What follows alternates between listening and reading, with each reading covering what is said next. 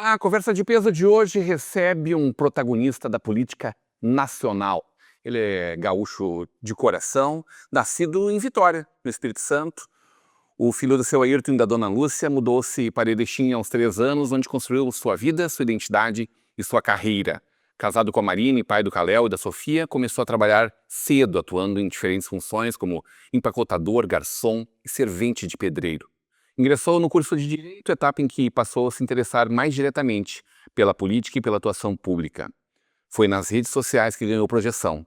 Uma comunicação direta e posicionada construiu uma audiência expressiva, alcançando milhões de pessoas e se tornando uma das vozes políticas mais influentes do país no ambiente digital. Em 2024 foi eleito vereador de Erechim, um dos mais votados do município. Entre as iniciativas destacam-se projetos voltados para o Porto Seguro e Humanizado, a segurança nas escolas com uso de tecnologia, ao combate à pichação e à destinação de recursos para áreas essenciais como saúde, esporte e assistência social. Participa de discussões políticas em diferentes plataformas de comunicação e representa uma nova geração de lideranças políticas conectadas e posicionadas. Hoje teremos uma conversa de peso com Rony de Assis Gabriel.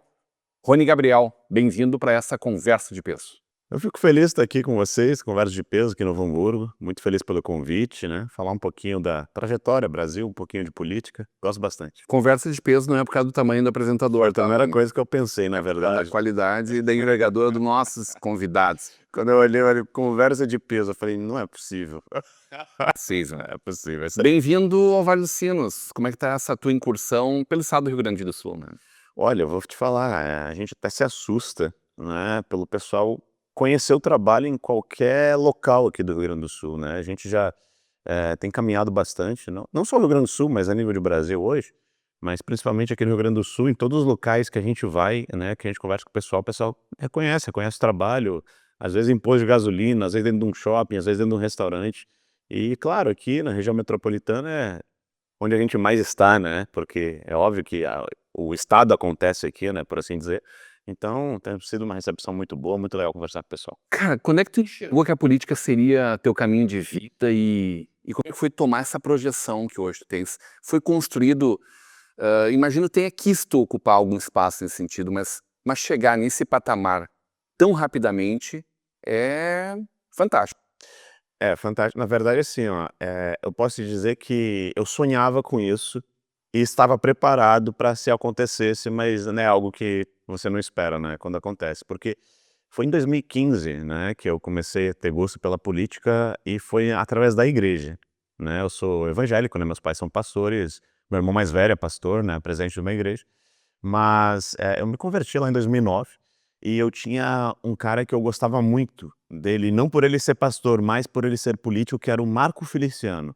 E ele tinha um parceirão lá, que era o Jair Bolsonaro, mas primeiro eu conheci o Marco Feliciano, depois o Jair Bolsonaro. Eu lembro que a gente foi num congresso da igreja em Sumaré, São Paulo, ele estava ministrando e ali eu tive, né, o desejo, de fato, né, ardeu ali no meu coração essa vontade de estar na política. Eu já tinha conseguido uma bolsa em direito, né, pelo Enem, né, então eu estava, se eu não me engano, no segundo ou terceiro semestre em direito, e era algo que realmente eu tinha vontade. Foi ali que eu comecei a estudar, conversei com o pastor da minha igreja, e olha que loucura isso, né. Lá em Erechim, né, os pastores, né, inclusive, as lideranças evangélicas que faziam Marcha para Jesus, que foi ali a minha inserção, eles eram do PDT. E aquela época, 2015, tu não tinha uma separação, uma evidência de o que era partido de direita, o que era partido de esquerda. Então os pastores me chamaram e eu, né, por ser um grupo mais ligado à defesa das crianças e tal, estava no PDT, meu partido, o primeiro partido meu foi o PDT, né, e depois aí com Bolsonaro, né, que mostrou que era esquerda, que era direita, os partidos se definiram dentro das suas ideologias. Eu logo saí do PDT, fui para o Republicanos, né, concorri a vereador pelo Republicanos, fui um dos mais votados da cidade. Acabei não me elegendo devido à legenda, fiquei fora, fiquei suplente. E aí a última eu concorri pelo PL, fui um dos mais votados da história da minha cidade, aí com 2.046 votos como vereador. E com trabalho nas redes sociais houve a explosão, né, que foi dando opiniões, fazendo análises políticas, às vezes ensinando aquilo que a gente sabe, falando de bastidores, como que a coisa realmente funciona, com um bordão pega pipoca, vídeos longos, né, muito na contramão do que as redes sociais entregam, né. Hoje é muito raro um vídeo meu não bater 1 milhão de visualizações, a gente tem em torno de 130 milhões de visualizações por mês, entre Instagram, Facebook e TikTok, e somando eles também, em torno de 3.600.000 seguidores. Tem um vídeo de 2 horas e meia com mais de 5 milhões de visualizações. Só aquele vídeo, fora os cortes, porque os cortes, sim, esses tomaram conta da internet mundo afora, né? O jantou, é o que a internet diz, não foi eu que tô falando. O Mamãe Falei, Arthur Duval. O Arthur, ele é do MBL, né? Tu sabe que o MBL, eles têm uma linha, por assim dizer, muito semelhante à da direita conservadora bolsonarista, né? Quando se trata de algumas pautas. O problema é que eles têm alguns métodos que nós não concordamos, né? E diante disso tem suas lideranças, a qual eu respeito as opiniões, né? E sempre lutarei pela liberdade de expressão. E, na verdade, quem me desafiou primeiro lá na internet foi o Renan Santos. Verdade. E ele é candidato a presidente, né? Mas ele tinha o quê? 150, 200 mil seguidores. Agora, como candidato a presidente, cresceu. E eu já tinha em torno de 1.100.000, né? Ele começou a me provocar, daí eu não fui muito na onda, não veio. Aí esse Arthur Duval me chamou para o debate. Aí foi lá no Vilela e, bom, deu alguns cortes legais aí, a galera acho que gostou bastante de ouvir, até porque eu vi a Quanto necessidade. cresceu as tuas redes naquele debate, hein? No debate foi uns 100, uns 200 mil seguidores. Por causa daquele debate ali, foi uns 200 mil seguidores. De 2 milhões que tem hoje só no teu Instagram. Os 200 mil foi através daquele debate. Loucura, hein? Só que eu vi a necessidade de ir para esse debate, né? Até fui convidado para outros debates com algumas figuras do MBL e eu disse, não faz sentido para mim hoje, mas a minha necessidade era para responder algumas polêmicas que eles levantam, inclusive eles deram uma parada depois disso, que foi aquela história do Cássio Nunes Marques, que eu tive que responder lá, aquela história do Aras, aquelas acusações de que foi o Bolsonaro que fez o PT voltar, ou seja, alguém tinha a tal da rachadinha, que agora o Flávio também tem deixado muito claro e indo na mesma linha que eu respondi lá, ou seja, existiam alguns gargalos que eles vinham sendo tomados como verdade e davam publicidade. Quem dava publicidade a isso? O PT, a esquerda e o próprio MBL, que naquele momento ali eu entendi que alguém tinha que ir lá e responder esses caras, entendeu? Foi por isso que eu fui, bom, o resultado veio, né? A gente teve um crescimento também junto com isso, óbvio que antes disso eu estive no Pânico, também foi muito legal, e enfim, outras coisas que aconteceram posteriormente que me colocaram aí no foco de... Cheguei a alguns pontos, alguns meses, ser o mais assistido do Brasil, né? Obviamente com o Nicolas ninguém se mete, né? O Nicolas é um fenômeno, um absurdo, assim, é incrível que ele consegue fazer o trabalho que ele faz. Mas tu hoje é um dos políticos mais engajados, né? Isso, muito próximo das do Nicolas tem fazendo. Eu tenho ficado entre os 10 aí nos últimos 4 ou 5 meses, entre os 10 políticos mais influentes no Instagram. Isso não é garantia de nada, Não. senão de que, bom, o trabalho está sendo visto, está sendo acompanhado, né? Mas tu está te preparando nesse momento para ser candidato, pré-candidato a deputado federal. Eu sou pré-candidato a deputado federal antes disso tudo, inclusive. Quem me chamou, o que aconteceu foi o seguinte, era julho, até tinha um evento aqui do Zuco, que ele fez aqui em Porto Alegre, e 2 dias antes, o Zuco e o Sanderson foram conversar com o Bolsonaro, com o Jair Bolsonaro. E eu lembro que aquela semana eu coloquei um vídeo viral na internet, que era um vídeo que falava 5 frases ditas pelo Lula que se fossem ditas por um humorista, o humorista estava preso, né? Quais eram elas, tu lembra? Eu lembro que era o Nordeste tem que agradecer a Deus, Pelotas é a cidade exportadora de viado, que ele falou, uma negra dessa gosta do batuque de um tambor, teve uma outra também que eu falei, enfim, foram 5 frases que eu selecionei assim, mas esse vídeo viralizou também bastante. E no dia, o Bolsonaro estava conversando com o Zuco, com o Sanderson, e escolheu, né, o Sanderson a pré-candidato ao Senado e o Zuco a pré-candidato ao governo do estado, e me seguiu lá no Facebook. E o detalhe é que o Facebook é a única rede social que o presidente Bolsonaro realmente usava, né? As outras ele tinha o Carlos ali, que sempre ajudou muito, assessoria e tudo mais. Mas o Facebook era ele que rodava lá. Então, inclusive, se você for pegar todas as imagens que ele tá mexendo no celular, com aquele óculos meio assim, sabe? É tudo no Facebook que ele tava mexendo. E aí ele me seguiu, pô, achei o máximo e tal, mas não sabia do que se tratava. E foi quando eu cheguei aqui, o Sanderson me chamou e disse, tu é pré-candidato a deputado federal agora, é porque eu vou pro Senado e a gente precisa de gente para substituir. Mas nessa época eu tinha 200 e poucos mil seguidores, e a partir disso... Tem uma votação muito expressiva na região noroeste. Ele é nascido em Erechim, né? O Sanderson é nascido em Erechim, um excelente deputado, né? Fiel, assim, faz um trabalho excelente. E é de Santo Ângelo, né? Então aquela região... a crista do Uruguai lá, que vai para as missões e tudo mais, é uma região, a nossa região, né, tanto dele quanto minha. E depois disso teve essa explosão nas redes sociais, né, que aí eu vou te falar, eu recebi ligação do Chuí, né, gente parabenizando, declarando apoio de Bagé, de Pelotas, de Santana, Livramento, Uruguaiana e assim vai. Como é que esse negócio de estar tão próximo, né, e colado de alguma forma, porque eles te puxam da família Bolsonaro? Eu virei amigo, né, principalmente do Eduardo, né, até estive no CIPEC há uma semana atrás, a gente conversou, lá a gente conseguiu nos vemos, né, mas a família Bolsonaro conheceu meu trabalho por causa das redes, né. O próprio pai deles que compartilhava de vez em quando meu conteúdo, e em alguns momentos nós estivemos juntos, como em algumas manifestações lá no Rio de Janeiro, manifestações em São Paulo e assim por diante. E enfim, eles conheciam, todos já me seguiam e conheciam meu trabalho através das redes sociais, né. A família Bolsonaro, no caso, o Jair e os filhos, né, já me acompanhavam há bastante tempo, e hoje a gente conversa, com o Eduardo a gente conversa bastante, assim, de vez em quando. O Flávio, gente, o Flávio é para candidato a presidente, é um pouco mais difícil, né, inclusive ele vai estar aí amanhã, aqui em Porto Alegre. Vamos conversar, obviamente, mas a gente tem uma proximidade, é muito legal, porque é um pessoal que eles são diferentes daquilo que a mídia traz, né, porque eu costumo dizer uma coisa, quando a pessoa é transparente, geralmente as pessoas mais transparentes que elas têm, eh, elas falam mesmo, elas têm um pouco menos de filtro, por assim dizer, como o Jair, ele a verdade está ali, né, você vê verdade, você vê a vontade, eu vejo neles, assim, uma vontade de fato de fazer uma coisa importante para o Brasil e lutar pelo país de fato naquilo que eles acreditam. Então, não só uma relação de amizade, como parceria política, a gente tem um viés, político muito semelhante, óbvio que em algumas coisas a gente discorda, né, já discordei do Eduardo em ligação, dizendo: "Pô, acho que isso aqui não é por aí", mas é um respeito, cara, isso é muito legal, entende. Então, acabou tendo essa aproximação, porque as redes sociais que permitiram, né, que um cara que começou a lavar carro com 12 anos, hoje influencia no debate nacional de pautas tão importantes para nós. Que essas experiências, poxa, falamos ali de servente de pedreiro, de alguém que ajudou um empacotador no mercado. Que essa proximidade com as pessoas e ter vindo dessa base te moldam e te carregam na tua essência, hein? Olha, eu vou te dizer que isso não é uma crítica, tá, mas é uma observação que eu faço, por quê? Porque aquele político que já nasce em berço político, ele não tem tato com o povo da forma que alguém que sai, por exemplo, que meu pai é pastor, mas meu pai é caminhoneiro desde sempre, né, minha mãe, ela é do lar e já foi cabeleireira, já trabalhou na indústria, já, né, lutando pela vida, de criar os filhos, assim por diante. E você tem uma base, porque você sente, você vem de um lugar onde você vê de fato o que as pessoas passam e sente muito na pele isso, né.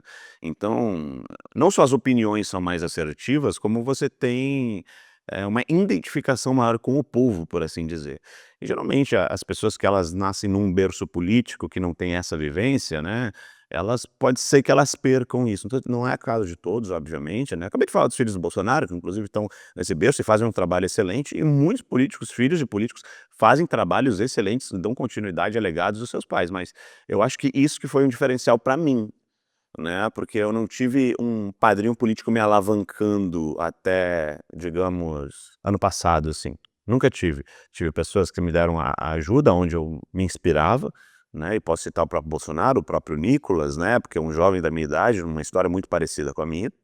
E o Zuca e o Sanderson sempre me deram muito apoio aqui no estado do Rio Grande do Sul, mas eu nunca tive aquele cara que alavanca e digo: "Ó, esse aqui, ó", não, isso aí veio acontecendo naturalmente com o tempo e agora está acontecendo a ponto de, né, o próprio Eduardo já fez declarações públicas dizendo: "Conte com o apoio meu e do meu pai, da minha família, quanto ao teu trabalho", então isso acho que, essa vivência, né, que a gente tem quando jovem, ela acaba influenciando muito nas decisões que a gente toma hoje.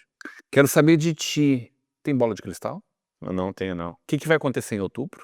E, sobretudo, o que tu vai levar para Brasília, se eleito for, a partir de 2027? A gente vai para um breve intervalo e volta já já.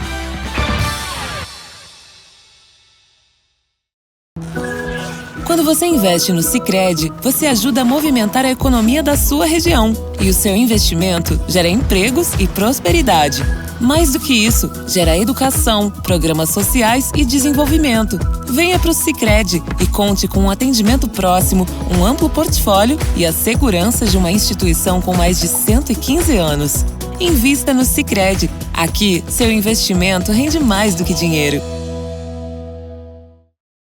Há quase 30 anos no mercado, o Grupo De Ferrari oferece qualidade e satisfação na prestação de serviços de internet residencial, comercial e em servidores dedicados em todo o Vale dos Sinos.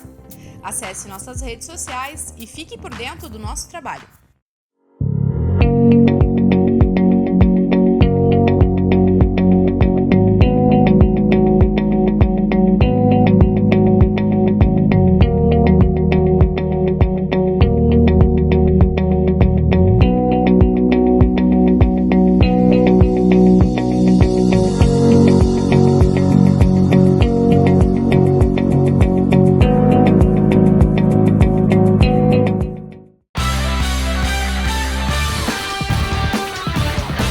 De volta para uma conversa de peso, hoje recebendo esse fenômeno das redes sociais.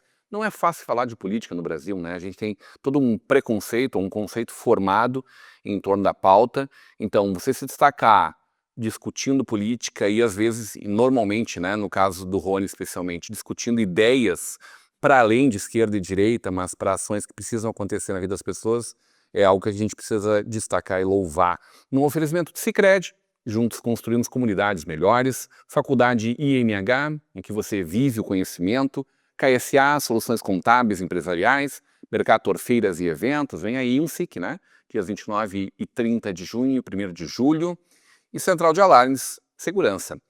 O Rony Gabriel, provocação que eu te fazia é, e a bola de cristal? Vai tá te dizendo que vai acontecer o quê em outubro? Essa história da bola de cristal, né? Ela vem das análises políticas que acabam sendo muito assertivas, né? Inclusive, eu fiz uma análise em dezembro dizendo que o Lula ia começar a pensar... Pessoal, pega a pipoca agora e vamos ouvir isso. Pega a pipoca e ia começar a pensar sobre a existência. E a gente vê aquela situação do carnaval que vai gerar, sim, um problema jurídico-político para o Lula. E ele já começa a pensar aí em substitutos, né? Por quê? Porque o Lula nunca perdeu uma eleição desde que foi presidente, né? Se você for pegar...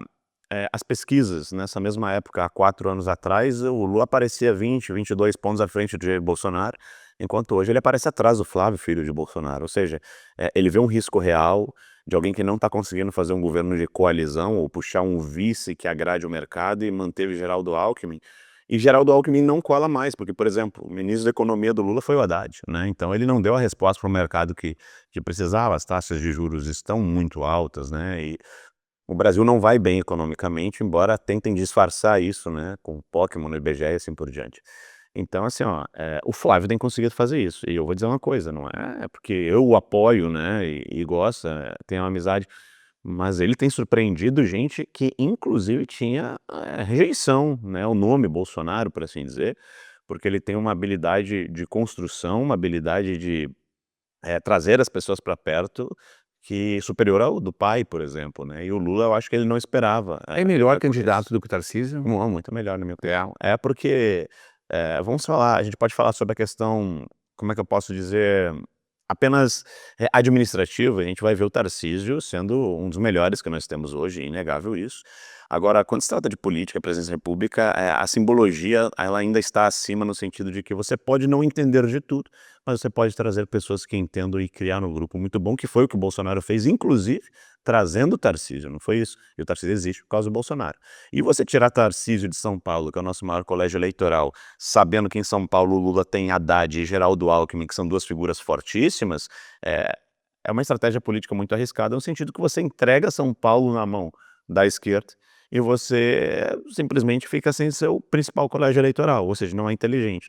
Então a escolha do Flávio foi muito acertada, né, pelo Bolsonaro, primeiro porque carrega o sobrenome, né, ou seja, não precisa justificar nada para os bolsonaristas, que hoje pode-se dizer que é pelo menos 30, 35% da população brasileira, e também é um perfil que afasta a rejeição em alguns temas, né, alguns temas que porventura podem ter desgastado, né, desgastaram o Bolsonaro durante o seu mandato e posteriormente também, né. Além das injustiças, obviamente, que o povo sente de que o Bolsonaro está preso por um golpe de Estado com algodão doce e pipoca, e, né, quando sai uma matéria de que não encontraram corrupção no governo Bolsonaro e eles veem que o Bolsonaro está preso, e após todas as denúncias, né, todas as provas, todas as prisões em primeira, segunda, terceira instância, o Lula está na presidência, eu tenho certeza que uma boa parte do povo, pelo menos que não é fanático e bitolado, com certeza está observando isso. O que vai acontecer no Rio Grande do Sul em outubro? O Rio Grande do Sul foi uma outra aposta que eu acertei, que o atual governador não concorreria a nada, né? Eu acho que foi o único cara Foi o único, cara. no Rio Grande do Sul que disse, não, o governador do Rio Grande do Sul não vai concorrer a nada. E o pessoal dizia, não, ele vai presidente, vai ao Senado. Não ia concorrer a nada porque o cenário não permitia ele concorrer. Primeiro, por eu conhecer as estratégias do Kassab, eu já imaginei que ele ia apelar para o lado que estivesse um pouco mais à frente, ideologicamente falando, e quando ele traz o Caiado, para mim isso ficou muito óbvio. No segundo ponto, que o Senado ficou difícil para o Eduardo, porque você vai votar, o eleitor vai votar em 2 senadores. Então, o que tanto a direita e a esquerda têm feito são chapas completas, né? Então, aqui na direita, você tem o Zucco, que é um pré-candidato a governador, você tem o Sanderson, que é um pré-candidato também do PL ao Senado, e você tem o Marcel Van Hatten, né, que é um pré-candidato ao Senado. Ou seja, você tem 2 opções de direita ao Senado, você vai votar 2 vezes, né, no primeiro senador e no segundo, e você tem o governador. A esquerda faz a mesma coisa, que é a Manuela Dávila, né, no Senado, o Paulo Pimenta no Senado, e agora até essa disputa se vai ser Edgar Preto ou a Juliana Brizola. Eu creio que vai ser a Juliana Brizola, candidata da esquerda. A Lula tem mais força, acredito que vai ser ela, o PT vai ter que ceder, porque lá quem manda é o Lula e acabou. Embora pode vir Tarso Genro reclamar, pode vir, no momento que o Lula entender, ele vai fortalecer a chapa, que ele precisa de palanque político num possível segundo turno, coisa que ele não teve nas eleições, né, de 2022, porque veja bem, o Eduardo ele vai de primeiro governador a não ir para o segundo turno, numa reeleição, para o primeiro governador reeleito, exatamente porque teve esses votos do PT, teve esses votos da esquerda. Se ele vai para o Senado, e você tem 2 chapas completas, não tem margem de voto, isso são números, gente, não tem margem de votos para eleger um senador de centro, mesmo ele sendo governador, por causa da polarização de 35 a 32, vamos dizer assim, né? Não sobra esses votos. E o outro ponto que fica claro e evidente é que eu creio que o segundo turno no Rio Grande do Sul vai ser definido pela esquerda e direita, né? Rony, como cristão, o que da tua fé, do ministério da tua família, do que tu professa, tu leva para a política, e o que exatamente como um cristão consciente tu não admite levar para a política? O primeiro ponto é que assim, ó, a ideologia ela é importante, né, quando a gente fala de direita, esquerda ou conservadorismo de fato, né, e o conservadorismo ele está enraizado principalmente na cultura judaico-cristã, né, que a gente vive, que é a cultura majoritária brasileira.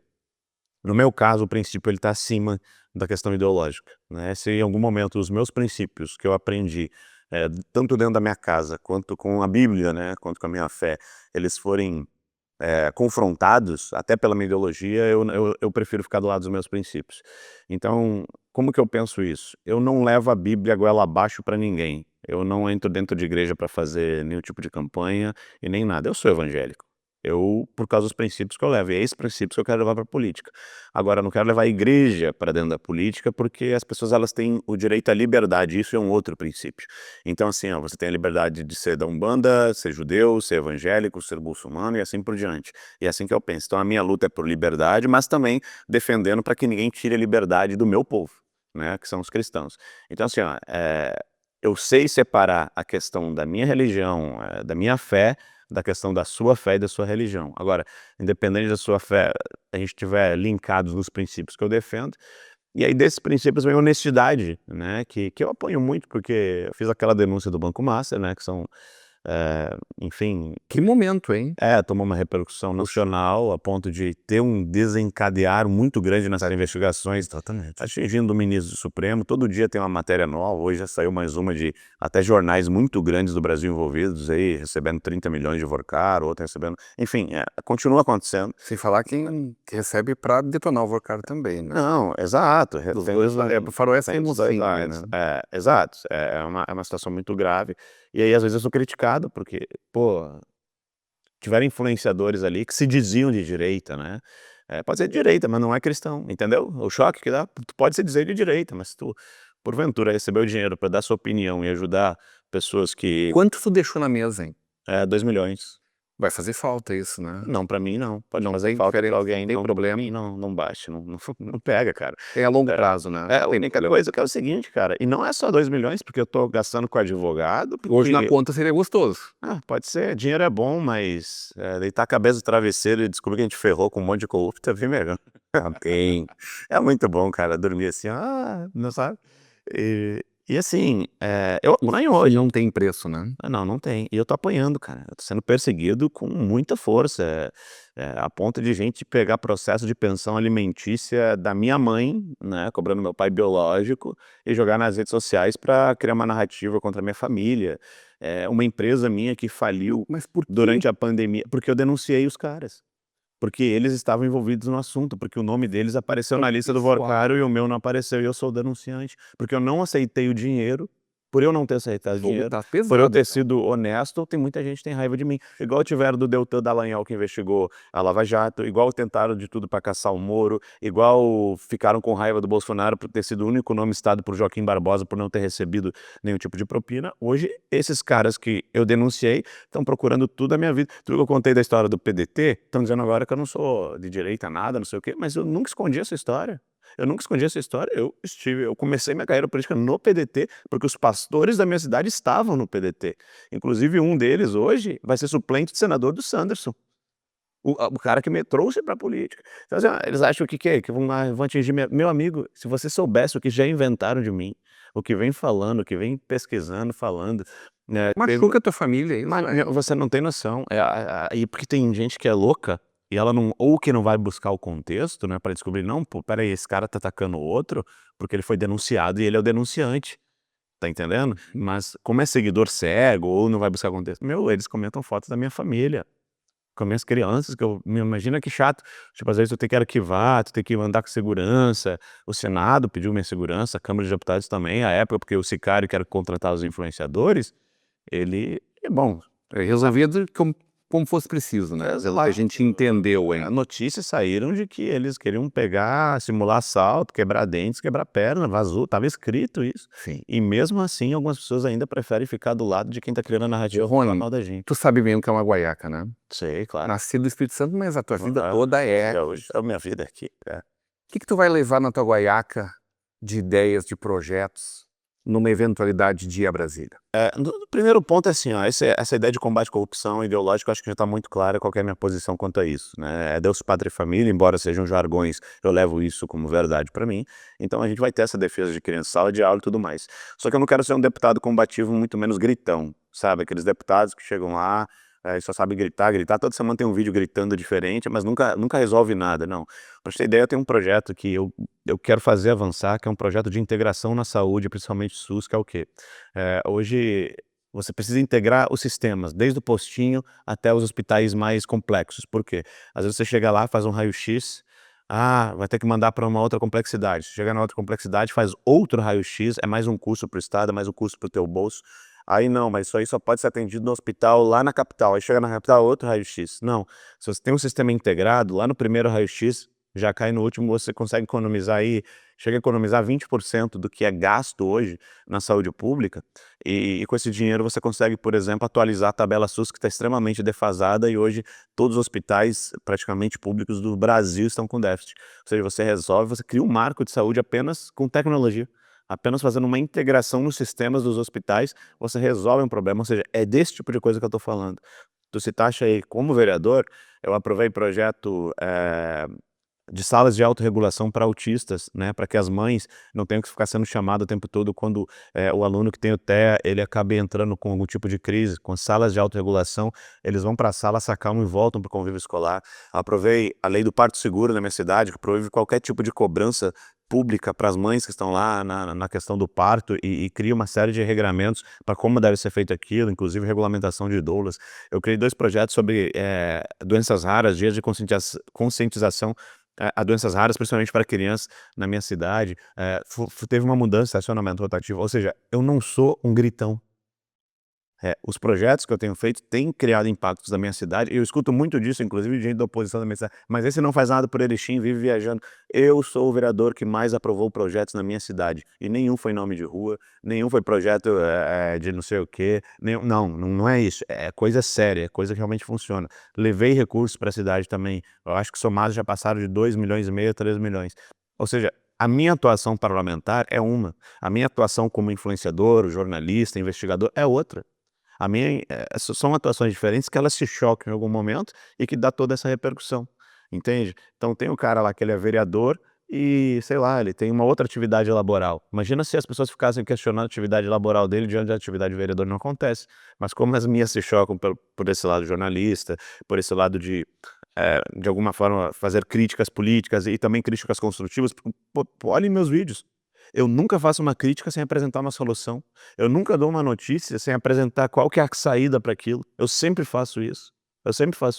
Mas tem gente que infelizmente não gosta. É que eu acabo me tornando perigoso para muita gente. Eu sei que sim. De esquerda, muito perigoso. De sistema, né, que quer se manter no sistema. E de direita, porque sabe que vai perder. As pessoas começam a enxergar quem realmente trabalha e quem só grita. Esses também não gostam de mim. Então, pô, eu tô com um monte de inimigo, tô igual o Agostinho Carrara, né, pô? A classe média me odeia, a classe baixa me odeia, todo mundo me odeia, o rico me odeia, mas o povo me para, tira foto comigo na rua, me parabeniza, e pra mim isso é o suficiente. Deito minha cabeça outra Onde tu vez. vai no Rio Grande, Brasil, fora as Brasil, pessoas te conhecem, né? Fora do país aconteceu. Rony Gabriel, obrigado pela tua presença, bem-vindo à Vale TV, sucesso na tua caminhada. Eu que agradeço, que legal estar aqui. Eu ainda estou encucado com conversa de peso. Mas não, muito legal estar aqui, fico muito feliz e agradeço a todos vocês, é um prazer enorme estar aqui com vocês, tá bom? Hoje numa conversa de peso com o vereador de Erechim, pré-candidato a deputado federal, fenômeno das redes sociais, Rony Gabriel. Convite especial a ti, continue com a programação da nossa Vale TV.